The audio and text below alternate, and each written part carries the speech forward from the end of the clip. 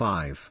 Herr Voigt. It was not long before Lassalle's warning against appealing to the Prussian courts was shown to be well-founded. Through the mediation of Fischel, Marx instructed Justiz Weber to begin proceedings for libel against the National Zeitung, but he had even less success than Voigt, who had at least secured a hearing for his action. On the ground of insufficient evidence, the court refused to permit the action to go to trial because the allegedly libelous statements had not been made in the first place by the National Zeitung, which had published mere quotations from other persons.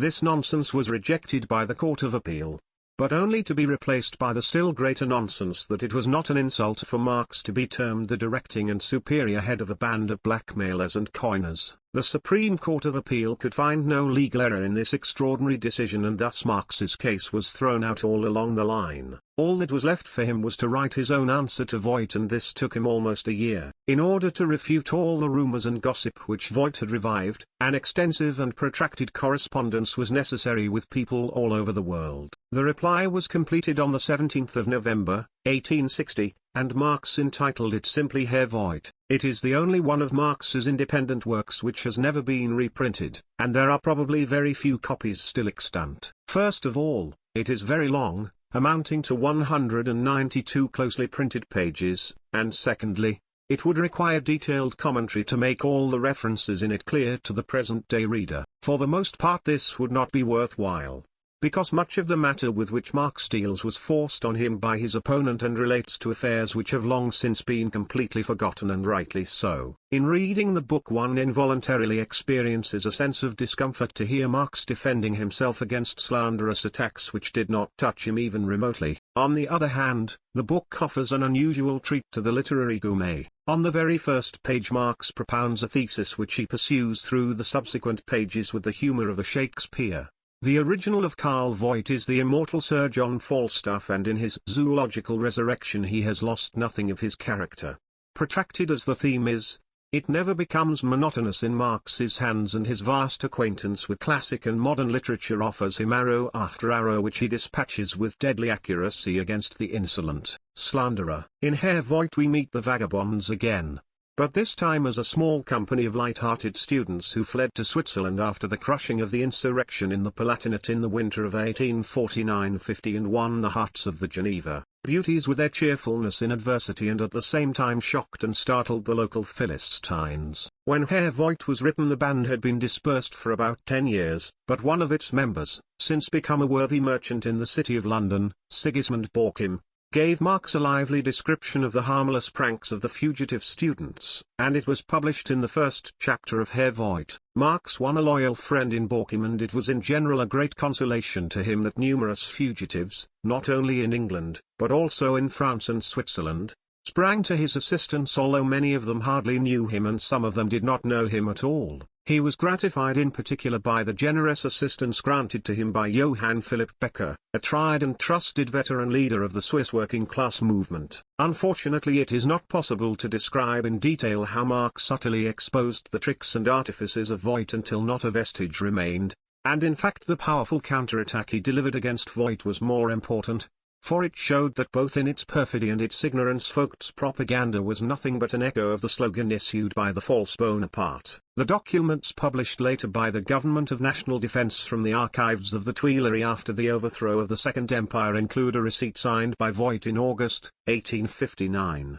For his 30 pieces of silver, in this case, 40,000 francs from the secret funds of the false Bonaparte. It is possible that Voigt received this money through the mediation of the Hungarian revolutionaries, and, in any case, this is the most charitable explanation, for he was very friendly with Klapka and did not realize that the position of the German democracy towards Bonaparte was different from that of the Hungarian democracy, and that the latter might venture steps which would be shameful treachery for the former. Whatever the truth about Voigt may be, and even supposing that he did not receive cash from the Tuileries, the fact remains that Marx proved irrefutably that Vogt's propaganda was logically based on Bonaparte's slogans. These chapters throw a searchlight on the conditions existing in Europe at the time, and they represent the most valuable part of the book, being highly instructive even today. Lothar Butcher, whose relations to Marx at that time were hostile rather than friendly, declared that the book represented a compendium of contemporary history.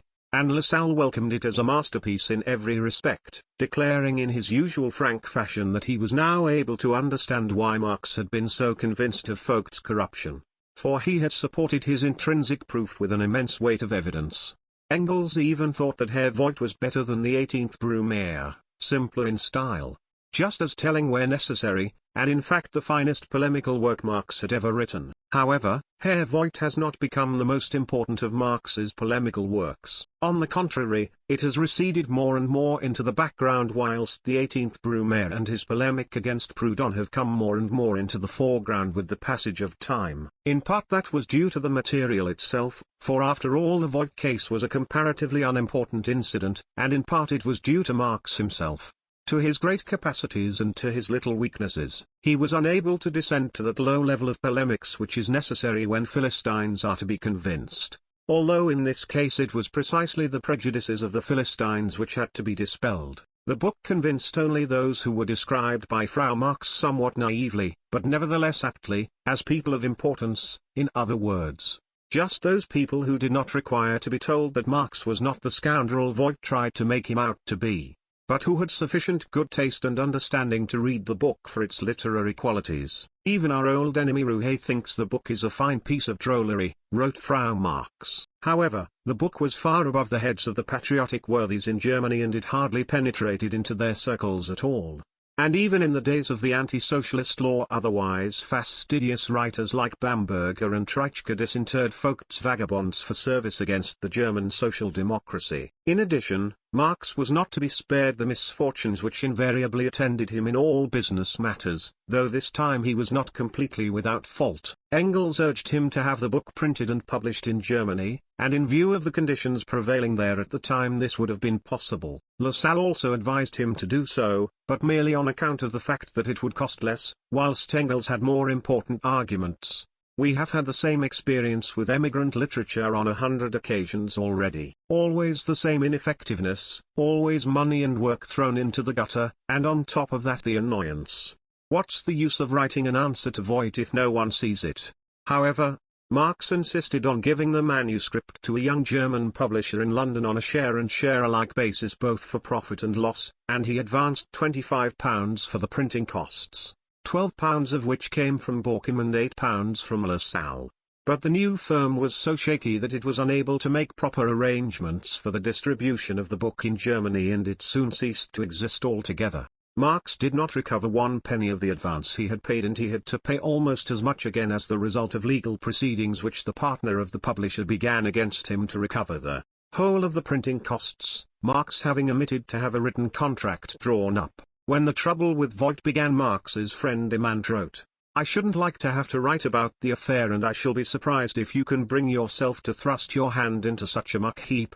And similar advice came to hand from Russian and Hungarian friends. Today one almost feels inclined to wish that he had taken it. The deplorable business won him a number of new friends, and, in particular, it caused him to resume friendly relations with the Workers' Educational League, which immediately supported him vigorously. On the other hand, it tended to hamper the great work of his life rather than further it, despite, or rather just because of, the valuable sacrifice in strength and time which it demanded without offering any commensurate gain, and at the same time it caused him serious domestic difficulties.